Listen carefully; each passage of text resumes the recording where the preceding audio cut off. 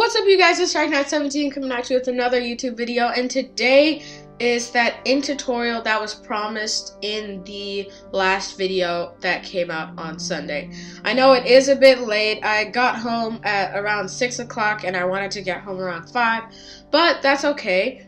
And so just to talk about the whole pumpkin thing before I get into the ink. So for the pumpkin, I just had a kind of flat, more shape on the bottom, soft curves for the side, and then a medium kind of curve for the top.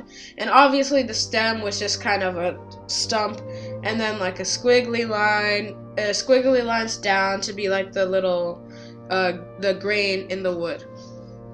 So what this video is supposed to be, I want to spend the majority of the time talking about, is the whole inking process. This is stuff that I've kind of brought up and learned from this Inktober experience. So if you didn't know, I've been using Winsor & Newton ink.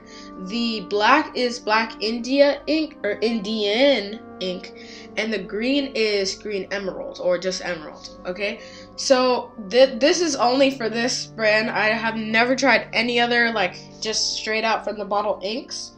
But from this brand, I can tell you that it does act, in some ways it acts like a watercolor. So if you have played around with some watercolors, it's kind of like that.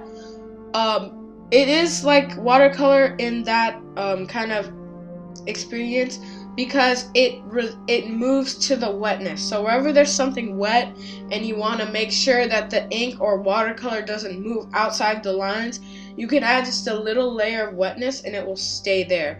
Also, it's a lot like watercolors, and where you have to kind of move around the ink to get a full kind of opaque and blank wash. Not blank, but matte wash.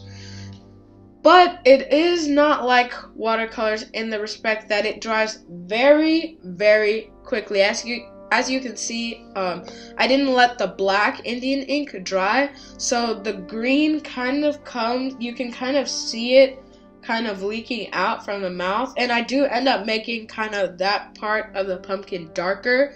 That's another thing. You can't necessarily pick it up. You can't activate it like watercolors. You can't put water on it and kind of move it again. That's why, like I was saying in the other videos, you kind of just have to like make it darker.